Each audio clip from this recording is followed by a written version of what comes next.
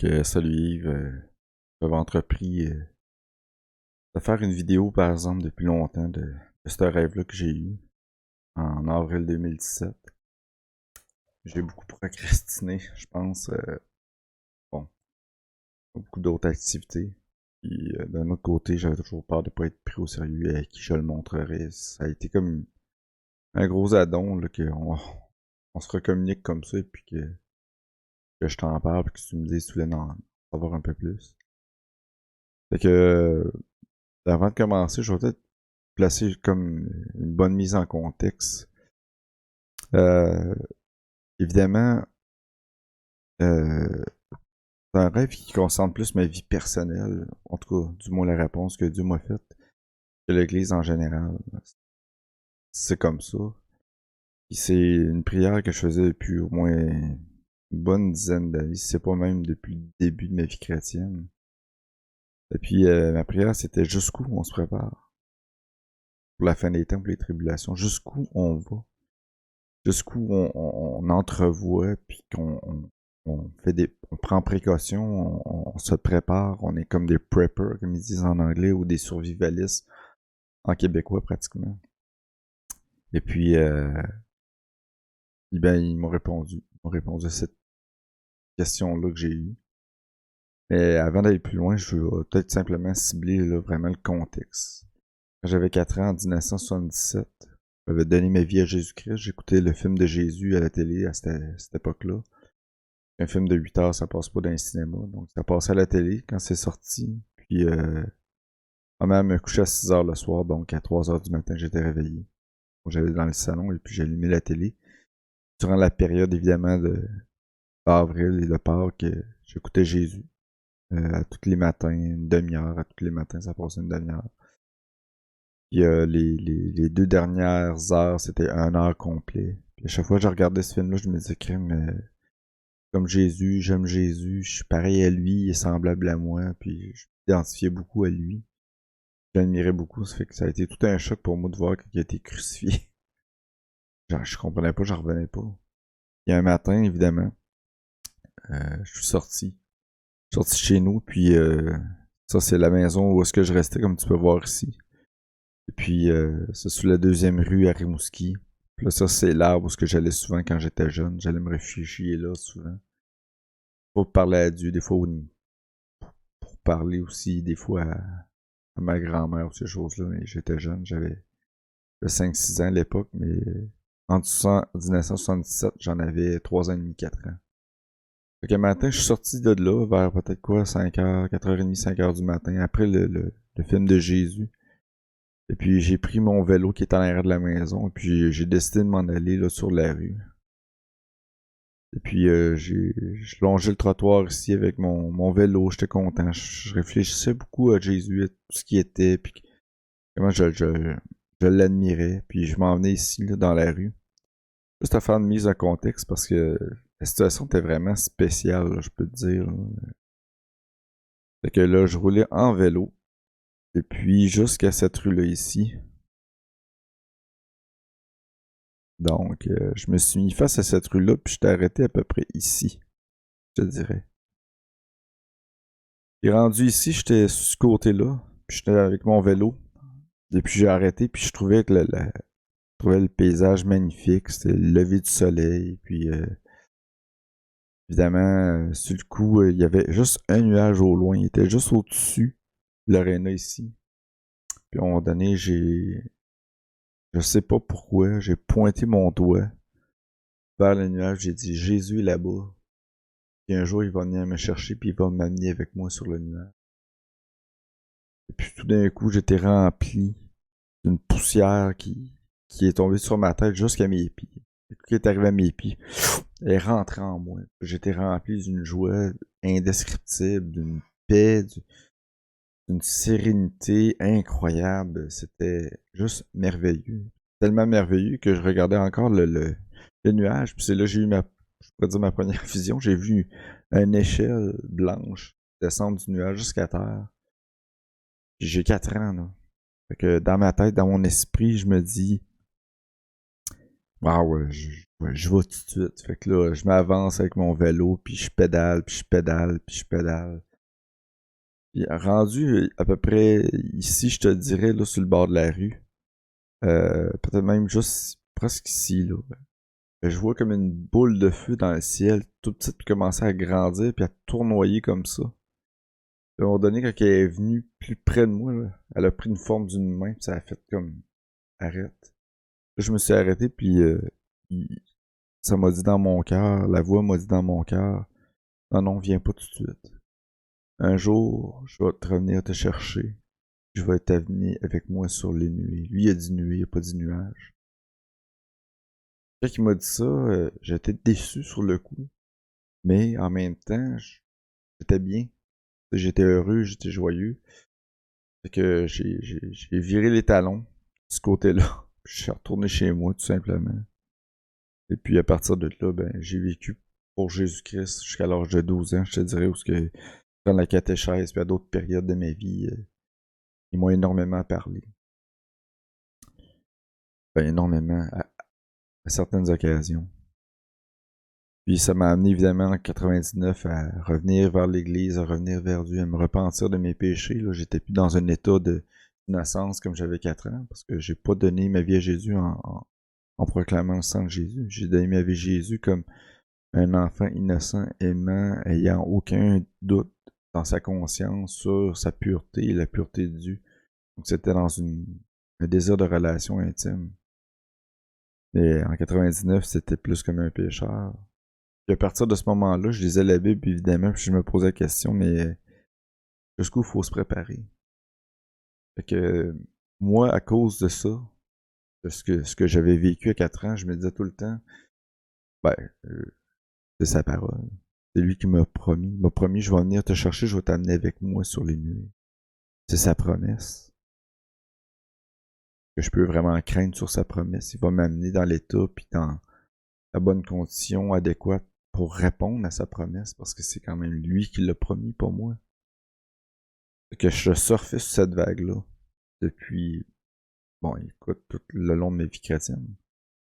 Puis jusqu'à un moment donné où vraiment, je priais, et à un moment donné, j'écoutais l'émission de James Baker.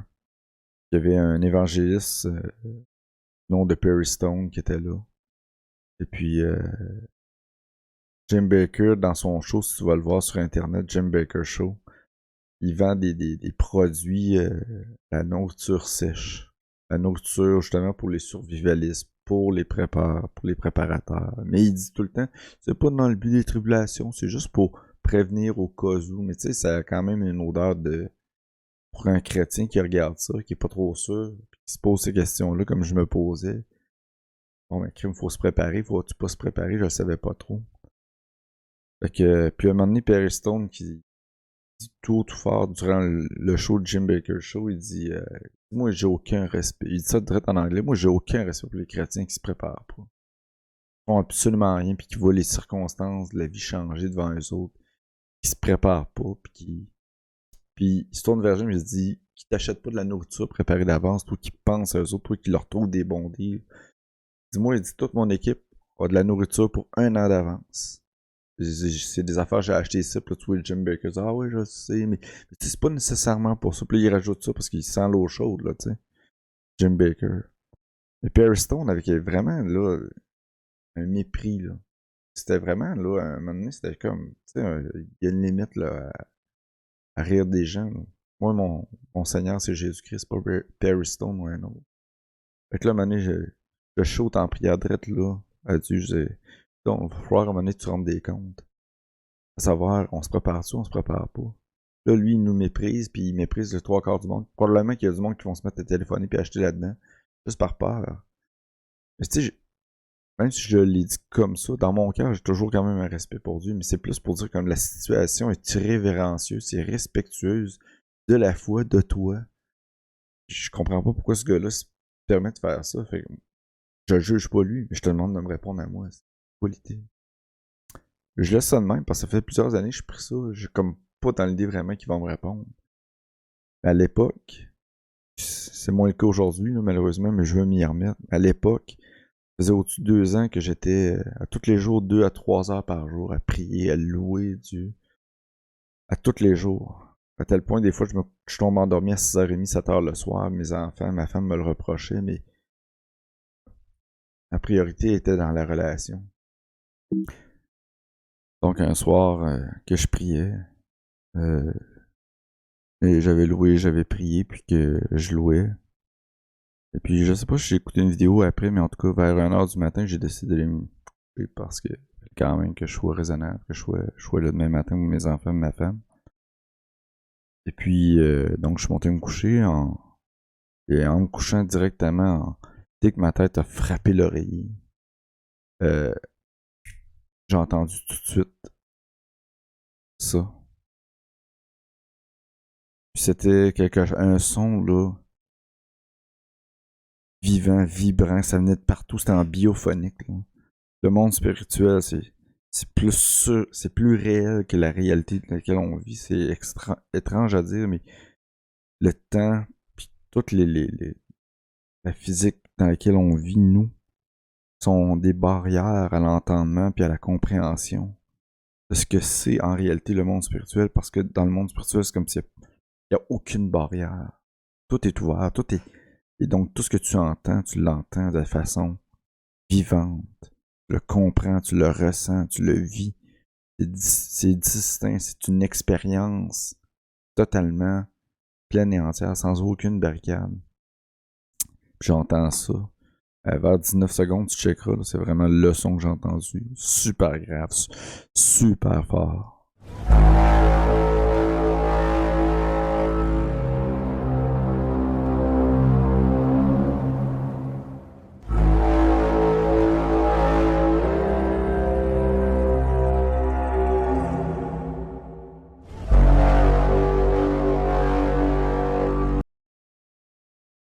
Donc j'entends ça, un très long brrr.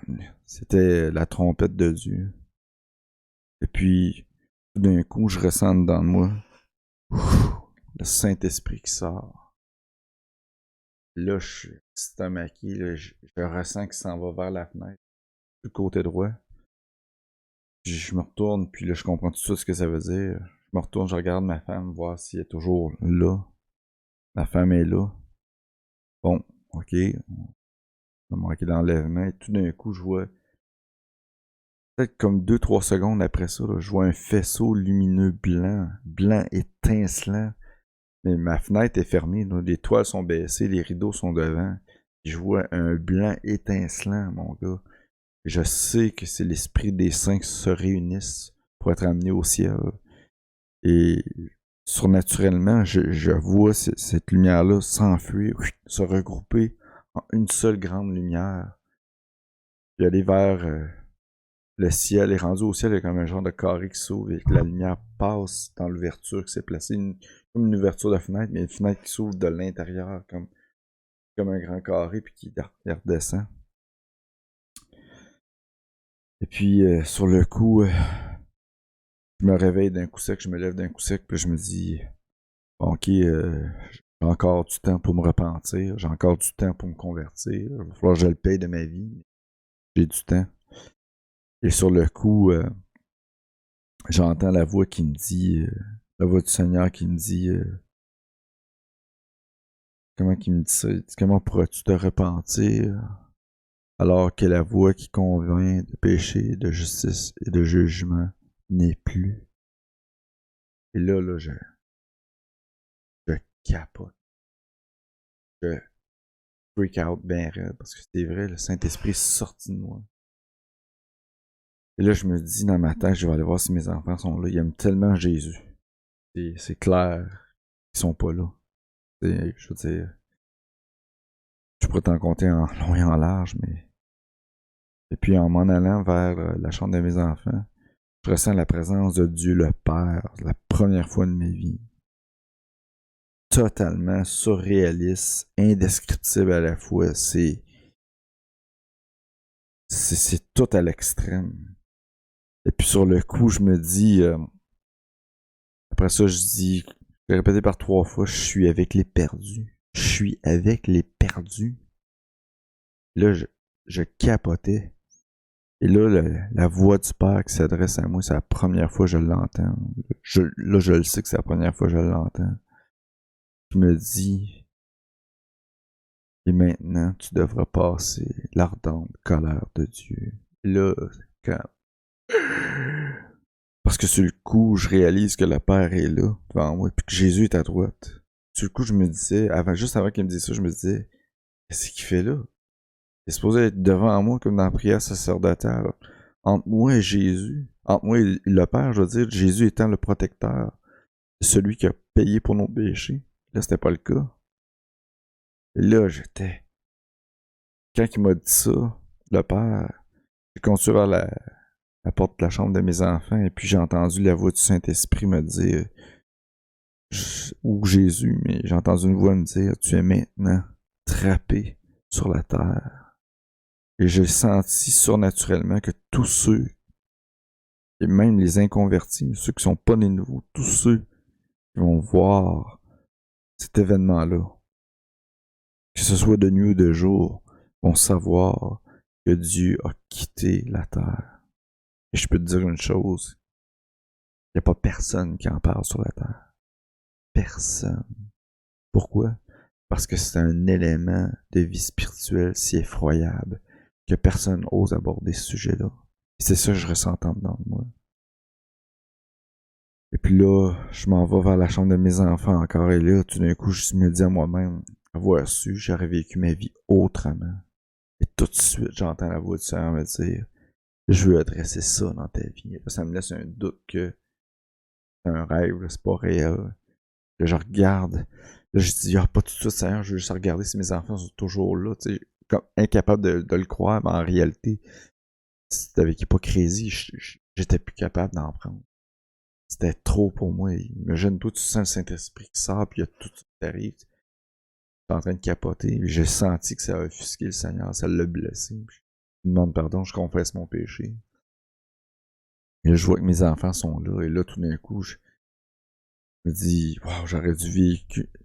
Avoir su, j'aurais vécu ma vie autrement. Et là, je descends en bas, j'avais plein de films, si téléchargés, toutes ces choses-là. Et là, je jette tout au pouls.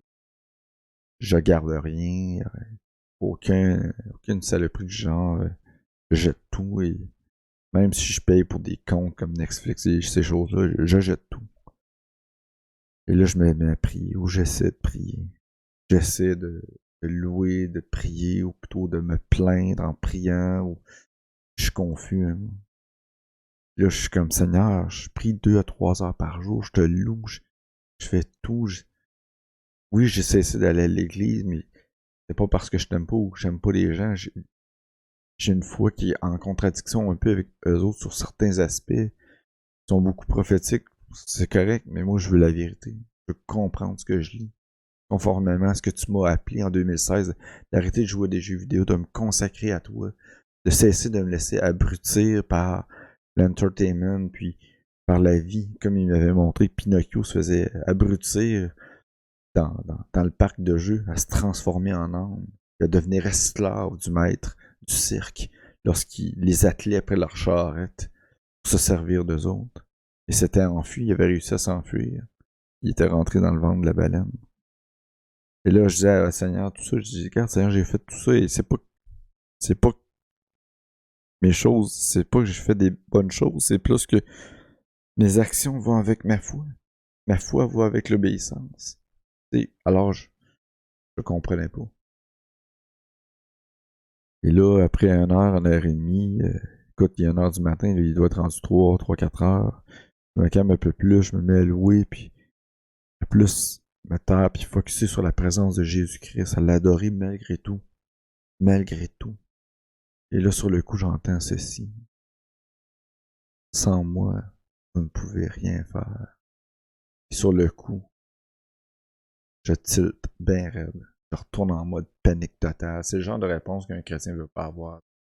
Quand tu veux une explication, c'est le genre d'affaire que t'as pas le goût de te faire dire, mais ça a plein de sens, tu vas voir plus tard, mais tu le coup, je capote. Puis là, je suis pendant 2, 3 semaines à peu près, 2 semaines, je dirais 2 semaines et demie. Ouais, tous les jours, je dors 2, 3 heures par jour. incapable de dormir, incapable de bien manger, de travailler. J'en parle pas à ma femme. Et j'essaie simplement de rejoindre la présence de Dieu, rejoindre la paix, la sérénité, incapable. Incapable, mon âme est affolée. Jusqu'à un soir où il m'assoit en prière, tout ça, puis il me montre ceci dans mon esprit. Je revois l'image de Jim Baker, puis je me dis, wow, je comprenais pas, il me dit, Balaam enseigne à Balak comment pécher contre l'Éternel.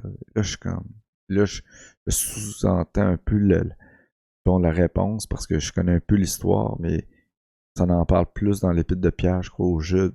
Je pense que c'est Pierre qui ils vont plus en détail sur le péché de Balaam.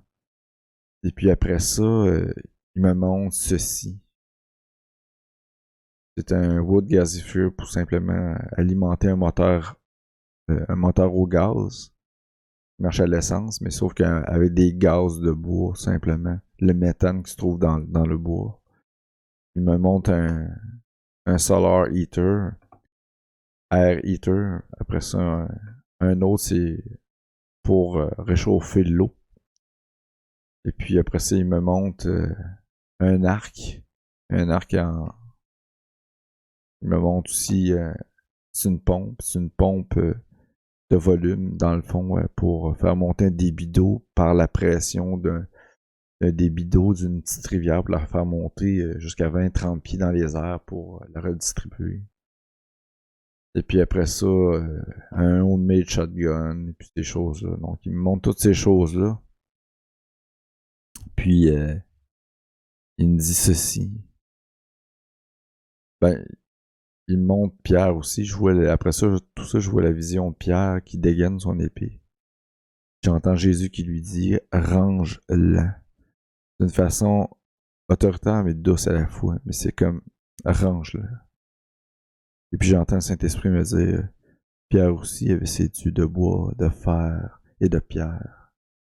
Et là, je suis flabbergasté parce que la première chose qui me vient à l'esprit, c'est le livre du Juste. C'est un des livres qui a été trouvé en fragments dans le manuscrit de la mer morte, comme le livre d'Enoch. Le livre d'Enoch, lui, ont trouvé plusieurs manuscrits. Certains étaient totalement complets.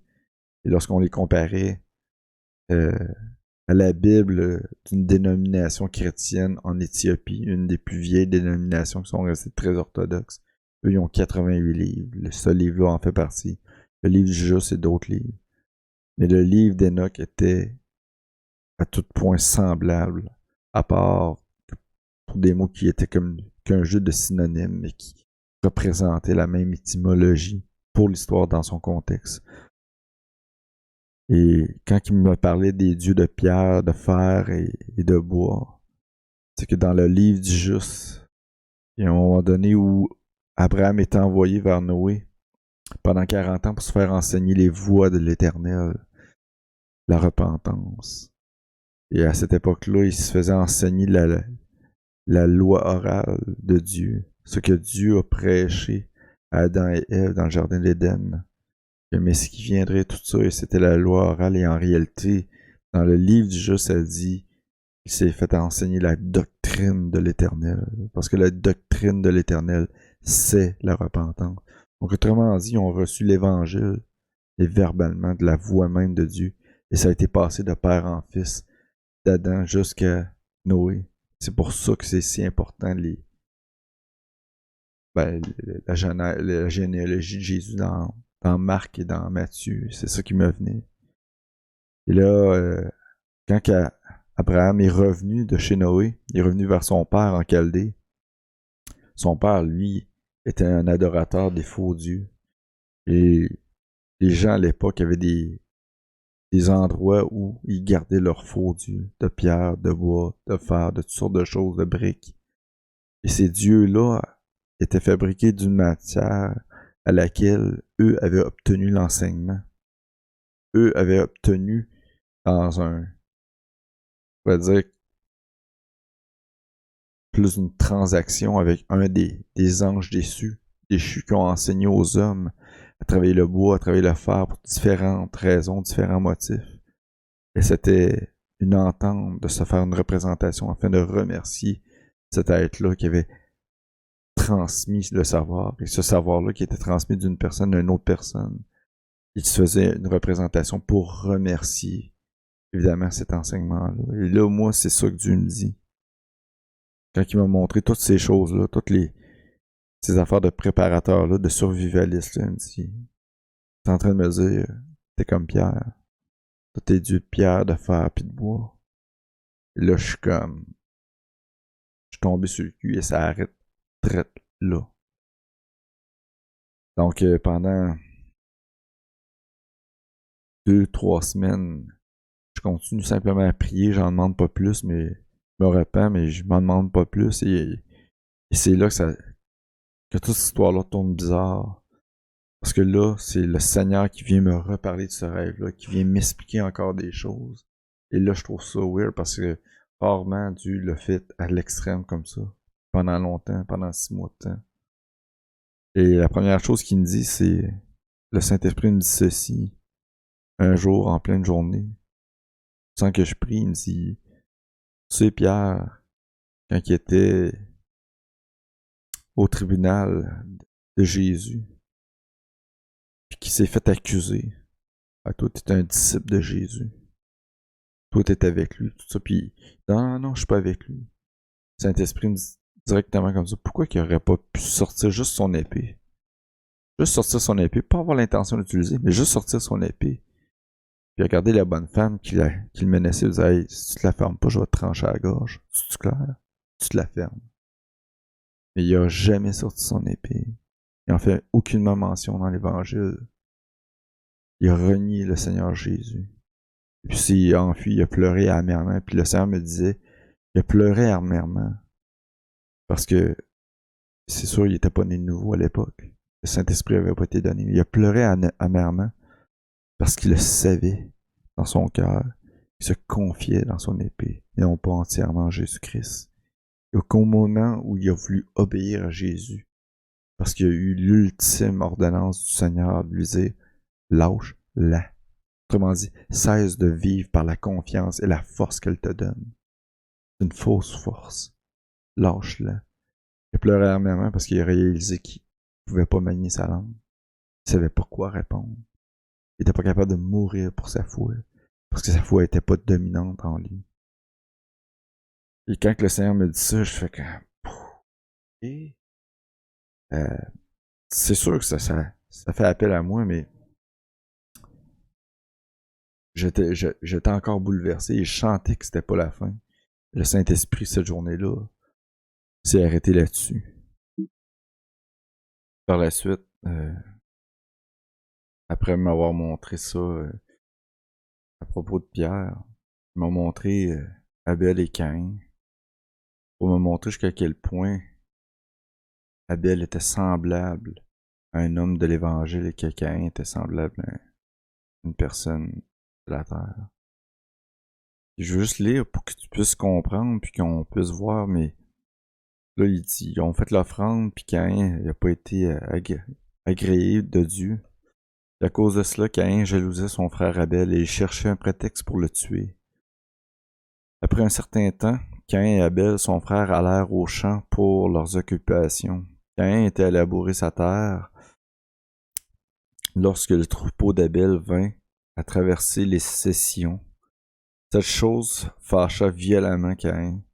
Il marcha furieux vers Abel, son frère, et lui cria « Qu'y a-t-il de commun entre nous pour que tu viennes demeurer où il te plaît sur ma terre, avec tes troupeaux et les faire paître? » Et Abel répondit à Caïn son frère, « Je dirais de même, qu'y a-t-il de commun entre nous, pour que tu manges du produit de mes brebis, et que te revêtes de leur laine? Maintenant, quitte la laine de mes brebis dont tu es vêtu, et paie-moi le prix de leurs produits et de leur chair que tu as consommé. Cela fait, je sortirai de la terre ainsi que tu le demandes, et je volerai dans l'espace supérieur, si je puis. Caïn dit alors à son frère Abel, Si je te tuais aujourd'hui, qui rechercherait ton sang de ma main? Abel répondit, n'est-il pas vrai que Dieu qui nous a créés me vengera et recherchera mon sang de ta main? Car Jéhovah est le juge et l'arbitre, et il rend à l'homme méchant selon sa méchanceté qu'il a opéré sur la terre. Or, si tu me tues ici, Dieu connaîtra ton action secrète, et il te condamnera pour le mal que tu as résolu de faire en ces jours. Il regarde bien ça. Il fait juste se défendre avec sa parole. Il dit pas si tu cherches à t'en prendre à moi, je vais me défendre, puis tu vas voir, puis tu vas en manger une, puis tu vas me préparer. Non, non, il dit juste, écoute, la justice est devant toi. Fais attention à ce que tu fais. Il dit à ces paroles, Caïn entra dans une fureur contre Abel son frère, et il se leva précipitamment. Il saisit le socle de sa charrue. Ça doit pas être petit, ça là. Il en frappa aussitôt son frère et le tua. Excuse-moi, là, à un moment donné, là, que Abel avait le temps de voir agir son frère jusqu'à un certain point. Moi, c'est ça qui venait dans mon cœur. Ce que Dieu nous disait tout le temps, c'est qu'il s'est laissé tuer. Même si c'était pas la volonté de Dieu qui meurt. Dieu le dit plus tard. Ok, qu'est-ce que t'as fait? Le sang de ton frère crie de la terre vers moi. Alors, c'était pas la volonté de Dieu qui meurt, Abel. Et ça arrive souvent que c'est pas la volonté de Dieu. C'est des hommes méchants qui prennent des décisions selon leur libre arbitre, de suivre ce qui est méchant. Et c'est ça que le Seigneur me montrait. Il montrait, tu fais toutes ces choses-là de technologie pour préserver ta vie, préserver tes proches. Mais t'es pas dans la foi d'Abel. La foi que lui a reçu l'évangile de son Père et la garde dans son cœur. Il fait confiance à Dieu, il se remet à Dieu. Et le Seigneur me montre exactement comme Jésus lui-même, parfois. Les Sadducéens puis les pharisiens venaient pour le saisir puis le battre, le lapider, même de le tuer. Ils ont voulu même le jeter en bas d'un précipice, je me souviens bien, pour s'en débarrasser. Et c'était écrit que Jésus se faufila devant la troupe et n'était pas capable de le saisir car son heure n'était pas venue. Puis là, le Seigneur, il me montre ça. Il dit, regarde, ta foi n'est pas sans tache, ni ride, ni rien d'irrépréhensible. Sans tache, ça veut dire que je fais confiance à Dieu blanc pour blanc, totalement. Et sans ride, le Saint-Esprit me disait, j'exige de toi la même foi qui était à Abel, que j'ai exigé à Pierre. Et je vais te la demander à toi aussi, la même foi. C'est le même tribut pour le même travail qu'on a reçu. Et c'est la même chose que je vais te demander. Puis par la suite, le Seigneur m'a, dans mon cœur, tout de suite après m'avoir montré Abel et Caïn, excuse-moi, il m'a amené dans Apocalypse 7, 14. Je vais juste passer directement au verset. Ce qui est vraiment venu sur mon cœur, ce sont ceux qui viennent de la grande tribulation. Ils ont lavé leur robe et ils l'ont blanchi dans le sang de l'agneau. Et moi, c'est ça que le Seigneur me remontrait. Il dit, regarde, ta foi n'est pas sans tache, ni ride, ni rien d'irrépréhensible. C'est ce verset-là qui m'amenait et qui me disait, voici ton cœur ne baigne pas dans la repentance. Tu ne vis pas par la repentance. Tu ne marches pas par la repentance. Et si tu regardes le mot quand il disait repentez-vous, repentez-vous, car le royaume des cieux est proche. En grec, parce qu'il faut tenir compte du grec et non pas de nos traductions qu'on a actuelles. Si tu remontes dans le texte grec, la grammaire grecque est claire. Que le temps de verbe qu'il a utilisé quand il disait repentez-vous, c'était le temps de verbe que les Grecs appellent le présent continuel. Les recherches, tu vas voir, ils ont à peu près 3 temps de verbe. Les plus utilisés, il y en a d'autres. Celui-là, c'est le présent continuel. Ça veut dire que c'est un œuvre continuelle d'être amené à la repentance. Et la repentance et la conviction de péché, de justice et de jugement nous amène à la tristesse par le Saint-Esprit de nos œuvres ne sont pas bonnes face à Dieu. C'est ça qui nous conduit dans la repentance. Et le Seigneur me montrait ça. Puis l'Esprit m'a conduit dans Apocalypse 9, 20. Et je vais le lire. Les hommes, ceux qui n'avaient pas été tués par ces fléaux, ne se détournèrent pas ce que leurs mains avaient fait. Ils ne cessèrent pas d'adorer les démons, les idoles en or, en argent, en bronze, en pierre et en bois, qui ne peuvent ni voir, ni entendre, ni marcher. Ils ne se repentirent pas de leur meurtre, ni de leur sorcellerie, ni de leur immoralité sexuelle, ni de leur vol.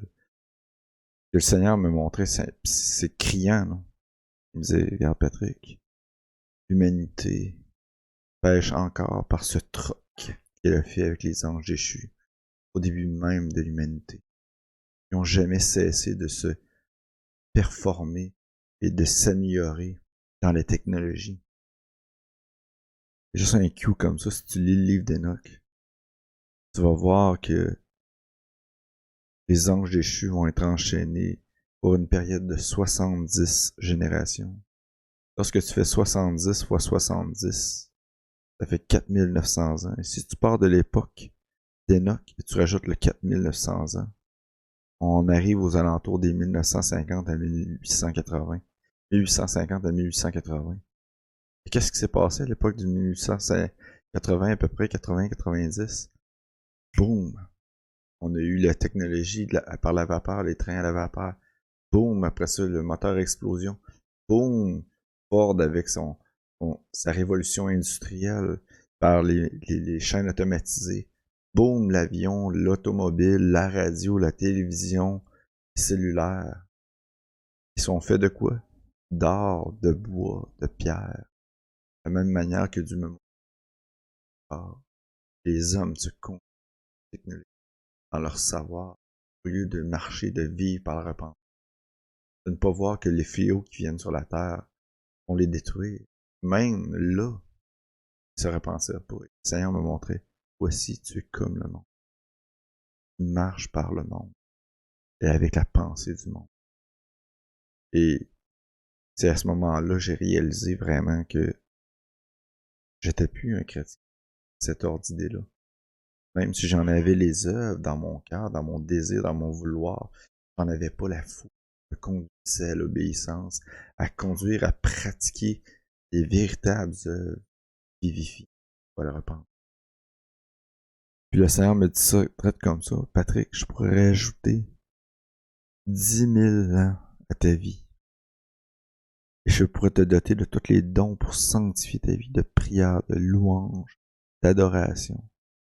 Et tu pourras jamais, jamais revenir à l'essence même de la lumière que moi j'ai placée en toi lorsque je t'ai créé dans le sein de ta mère.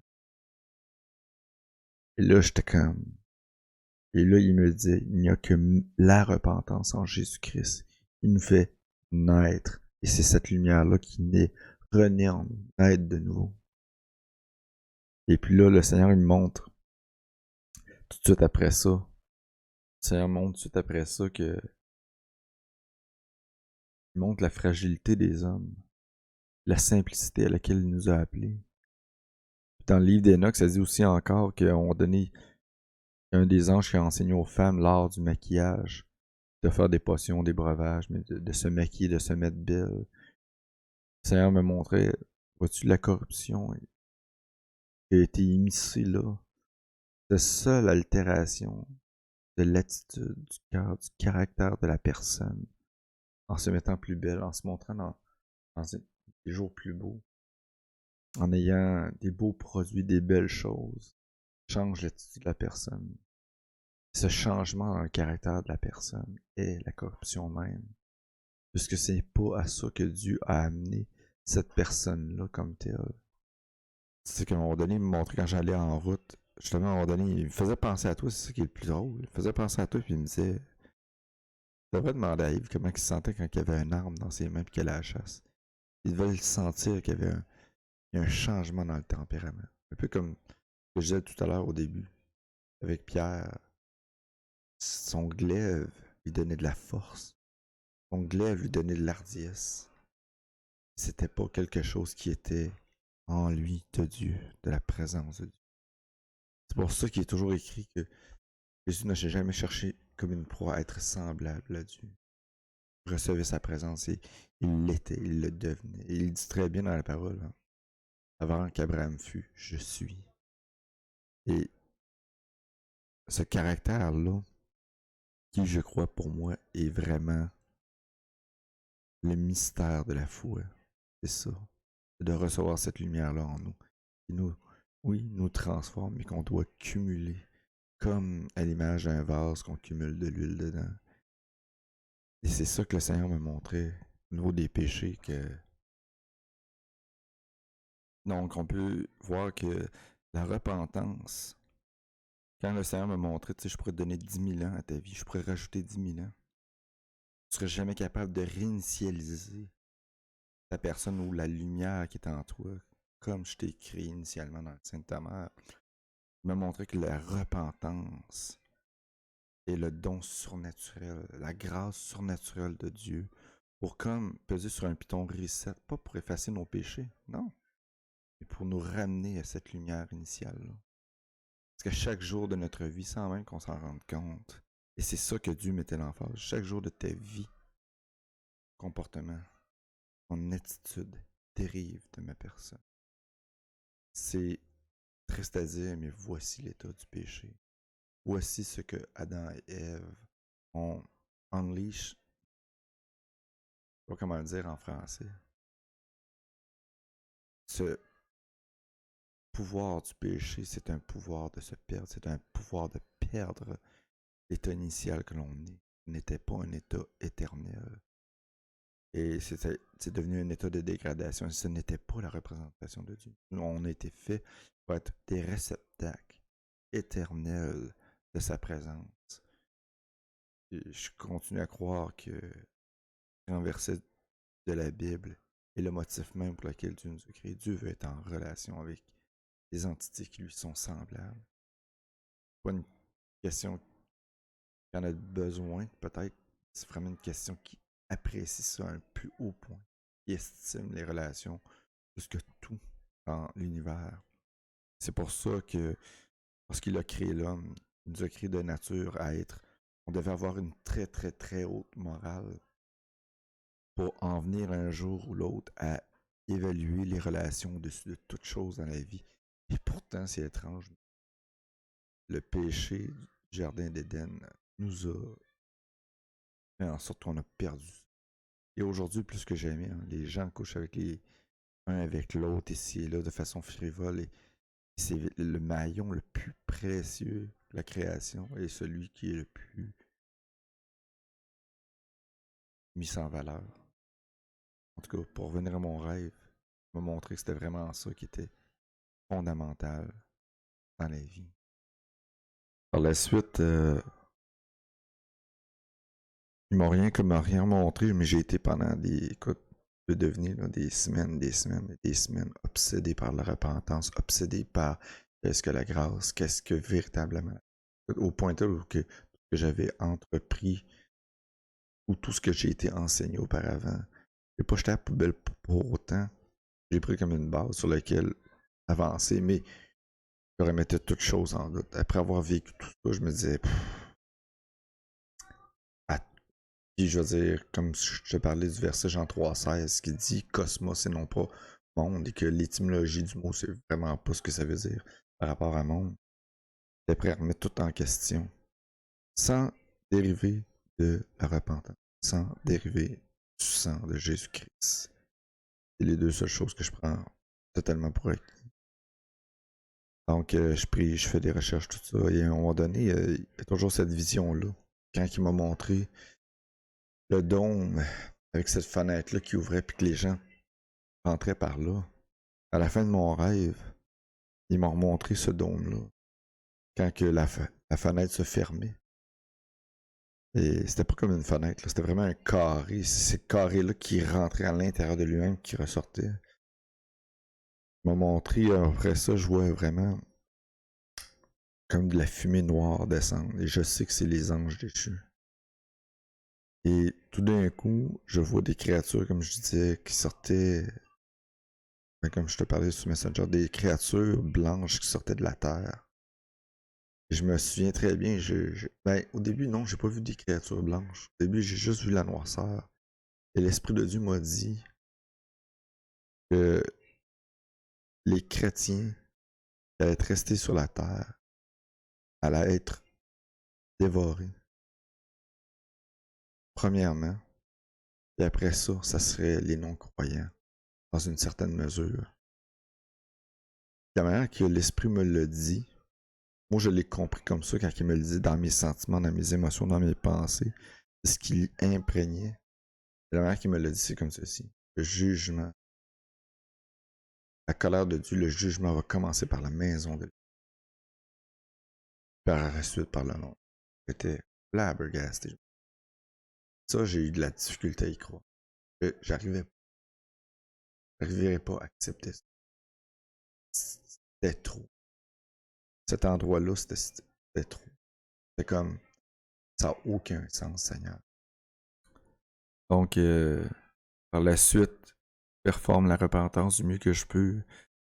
Il y a même un gars qui parle très bien de ça, il s'appelle D-Noodle sur YouTube. C'est un peu old-fashioned, un peu bullying, un peu old-fashioned chrétienne, mais il parle de la grâce, dans le fond, violée. Là.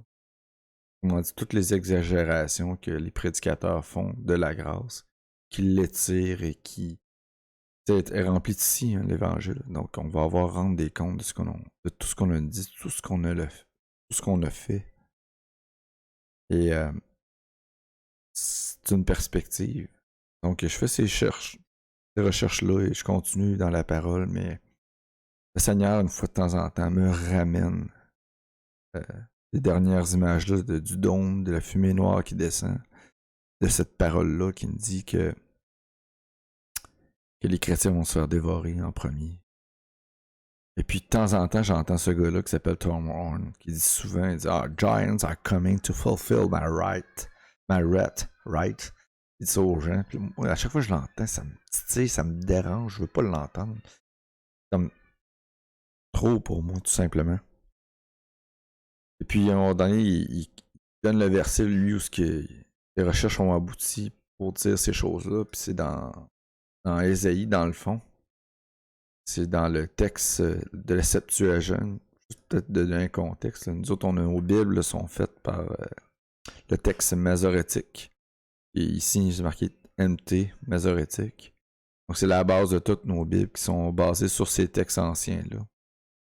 Donc, lui, il a pris le texte de la Septuagint, c'est le texte grec, dans le fond. Il a été traduit en grec. Toute la Bible. Et comme tu peux le voir, là, c'est une racine qui est un petit peu plus vieille que le texte masorétique. Et puis, on voit ici sur qbible.com, on voit en Isaïe 13:3, I give command and I bring them. Giants are coming to fulfill my wrath. Rejoicing, parce qu'ils se réjouissent d'avoir été libérés. Insulting at the same time. Tu sais, c'est surréaliste, là. Et qu'est-ce qu'on dit dans Nombre 32 au niveau des géants? Dans le livre d'Enoch, on sait tout de suite que ce sont des démons. Mais qu'est-ce qu'il dit dans les caractéristiques même de ces géants-là, de ces démons-là, lorsqu'ils vont revenir en chair sur la terre? Là, Josué et Caleb, ils décrivent ça. Ils décrivèrent devant les enfants d'Israël le pays qu'ils avaient exploré en disant, le pays que nous avons parcouru pour l'explorer est un pays qui dévore ses habitants. Ce sont des cannibales. Et tout ce que nous y avons vu, ce sont des gens de haute stature. Donc, c'est des gens, il dit, nous avons vu les géants enfants d'Anak. Donc, il donne spécifiquement une race probablement qui a été, dont tout le monde parlait probablement jusqu'à un certain point parce qu'il les a précisés. Et moi, je suis comme flabbergasté. C'est comme quelque chose par-dessus quelque chose, par-dessus quelque chose qui s'empile. C'est comme si tu martèles la vérité. Vous dites, regarde, c'est ça la vérité. Tu peux pas t'en détourner. Et donc, même si tout ça est mis en place, j'ai comme la difficulté à y croire parce que je suis tout seul. Il a comme reçu ça au moment où ce que moi je le reçois. J'ai pas de témoignage de personne qui a jamais dit ça. Là. Il l'a vécu ou qui a dit qu'il l'a vécu. Lui, il a pris la Bible et il l'a décrit comme ça. Donc, à l'époque, moi, j'étais beaucoup comme cette image. C'est un peu métaphorique, peut-être poétique. c'est pas nécessairement les géants qui vont venir accomplir la vengeance de Dieu. Dans nos textes à nous autres, ça dit Gibborim par le Masorétique texte, mais en réalité, c'est Gibborim, c'était utilisé pour dire les géants à l'époque. En Genèse 6, c'est des Gibbor qui disent. Et là, je suis comme. Je me dis ça, j'ai dit ça, c'est magique, tout ça, puis jusqu'à ce que je tombe dans la vidéo du petit Jérémie que je t'ai envoyé. Là, vraiment, ça vibre en dedans de moi. Je l'ai écouté des dizaines et des dizaines et des dizaines de fois, et jusqu'à un moment donné où vraiment je me repens, je dis Seigneur, je te demande pardon. Je me suis fait une représentation de la Bible. Les choses sont en haut, sur la terre, puis en bas de la terre, puis j'aurais dû attendre que ce soit toi qui m'apportes ces exemples-là. Pour me décrier ta propre parole, ta propre révélation. Et non, la Bible, c'est plus métaphorique, c'est plus poétique, c'est littéral. C'est l'entendement qu'on y fait, qu'on est incapable d'y appliquer notre intelligence, notre raisonnement. C'est pas par rapport à notre raisonnement, c'est par rapport à la vérité. Et là, j'en viens pas, je prie pour la repentance. Là, tu peux plus t'imaginer comment. C'est toujours c'est un cumul. Là. Et je suis obsédé, je demande aux gens, je demande la prière à des gens, à des pasteurs que je connais même pas. Prie pour moi pour que l'esprit de péché, juste, ça, ces jugements viennent sur ma vie. Ils sont un peu comme. Je trouve ça bizarre de me voir autant intense, puis que je suis un chrétien pourtant né de nouveau depuis 99. Eux autres, c'est comme weird, mais. Je pense que la grâce a été. Les gens croient qu'on se repent une fois, c'est non, c'est un acte profond et quotidien. De réinitialiser la lumière qui est en nous. Ça, seul le sang de Jésus, seule la repentance, un cœur repentant établit ça. Parce que pour le reste de nos vies, chaque jour, on dérive la nature de Dieu, comme je te disais. Et là, à un moment donné, j'ose prier à Dieu, je dis ceci à Dieu, je dis Seigneur, quand j'ai été devant toi dans ce rêve-là, j'étais devant le Père et j'ai entendu cette voix-là. C'était comme sentir l'enfer s'ouvrir devant moi tellement que c'était effrayant. Mais en même temps, il était juste, il est saint, tu peux rien reprocher, absolument rien. C'est tellement trop véridique. Là. Je dis au Seigneur, mais tu m'as jugé pour une deuxième fois. Tu dis dans ta parole, il est réservé aux hommes de mourir qu'une seule fois, puis vient le jugement. Moi, pourtant, j'ai eu deux jugements, Seigneur. Je veux dire, je vais devoir rendre compte de ça, moi. C'est trop pour moi, c'est trop injuste. Tu sais, je veux dire, j'ai la misère à me repentir, à toucher mon âme, à m'amener dans la repentance. Parce qu'on a tous besoin de l'esprit de péché, de justice et de jugement. C'est fondamental. Il n'y a que lui qui nous amène dans les sentiers de la vie. Là, le Seigneur me dit, je vous donnerai une mesure serrée, secouée et qui déborde. Le Seigneur me dit, oui, tu as une mesure qui déborde. Mais tu as eu au-delà de toutes les autres, probablement. C'est à toi de maintenant de prendre une portion de grain et de le répandre dans la mesure de d'autres. Et comme ça, tu vas abaisser la mesure secouée, serrée qui déborde dans ton cas que je t'ai donné. De même, tu vas amoindrir ton jugement en répandant. Alors je te demande, Yves, parle-en. Parle-en autour de toi. Dis-le, je connais un gars qui, quoi, présente la vidéo, je m'en fous. Je m'en fous, tu la partages à qui. Parce que pour moi, c'est trop, sincèrement, c'est trop. J'en parlerai pas trop parce que ça vient me chercher. Et c'est au-delà de mes forces. Alors, je vais le partager. J'ai l'intention de le faire en anglais, ou si tu veux le faire en anglais, ou peu importe. Mais je sais une chose, c'est que je veux l'esprit du péché. Autre chose. Mon cœur est à reconnaître mes fautes, à demander à Dieu. Réinitialise la lumière qui est en moi. Cette lumière que je corromps. Parce que tout ce qui sort de mon cœur, de ma bouche, viens Seigneur, par l'Esprit.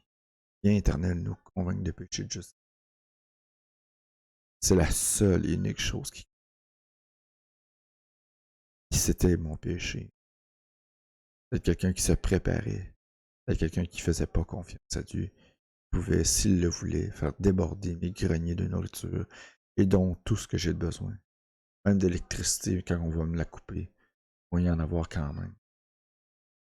Ça me fait penser, puis c'est le dernier témoignage que je pourrais te donner, puis je vais terminer là-dessus. En 2011, ça faisait déjà 6 ans que j'étais éloigné de l'église. Depuis 2005, je n'ai jamais retourné ailleurs. Et puis il y avait, pendant un mois de temps, j'étais comme... C'était vraiment comme sur un tumulte spirituel. Je comprenais pas ce qui se passait. Je me disais, voyons, ce qui se passe, je comprends pas. Puis à un moment donné, il y a eu les événements du Japon, les fameux tsunamis qui ont fait détruire les centrales nucléaires sur le bord de la mer. Et là, j'ai compris ce matin-là, ce fameux samedi matin-là, quand ça s'est survenu. Je sais pas si c'est revenu dans la nuit, mais moi, c'était un samedi matin quand je l'ai appris. Là, j'ai compris ça. Quand la tension a tombé, j'ai compris. Ah, c'était ça que l'esprit me montrait. Tu le couilles, tu vas trouver ça bizarre. Je sais pas pourquoi. Moi, je l'ai pris comme bon, c'est un début. Voici, les éléments vont se déchaîner sur la Terre. Je me suis dit, pour le bien de ma famille. C'était avant que. En 2011, c'était bien avant que j'aille le rêve que je t'ai parlé en 2017. Je me suis levé et j'ai été dans le garde-manger pour prendre le pot de spaghettis puis mesurer combien il me restait par l'inventaire de mes biens. Et je me souviens quand j'ai ouvert la porte. Et c'est un autre péché, je le confesse. J'ai ouvert la porte, j'ai entendu l'Esprit de Dieu. Avise-toi même pas de recenser ce qu'il y a dans tes greniers. Touche-y même pas. Et là, j'ai pris mon pot de spaghettis, je l'ai évalué. J'ai dit au Seigneur, voici. Regarde comment t'es menteur quand tu veux être menteur. On est sur l'homme, mais on s'en rend pas compte. On l'est. C'est même, Seigneur, je vais juste prendre une mesure. De toute façon, j'ai toujours eu l'intention d'acheter en surplus pour simplement pallier aux hausses de prix. Et, en tout cas, tu vois le topo. Là. Et Dieu lui disait tout simplement, touche-y même pas. N'amène pas ta foi corruptible à ça. Fais-moi totalement confiance, qu'elle soit incorruptible, blanc pour blanc. Donc tu vois que c'est à tous ces éléments-là que Dieu m'a répondu par ce rêve-là. Plus que jamais, je crois que la foi d'Abel, de Pierre, va nous être demandée. Comme il l'a demandé à tout le monde. Personne ne va passer à côté. Et tout le monde va être fautif. Parce que personne ne peut resetter la lumière qui est en nous. Celle qui nous a fait qu'on est né de nouveau. C'est seulement lui. Par sa grâce, par son sang, par la repentance. Un miracle là, précieux de Dieu. C'est cette grâce là, qui nous a accordé de recevoir son esprit pour se repentir. Sois béni, fais du pouce là-dessus. Et salut à ta femme que j'ai jamais connue, mais c'est pas grave, je veux dire. Et salut. Je t'apprécie beaucoup, Yves. T'es une des seules personnes qui ouvre son cœur à regarder la vérité. Et je te remercie.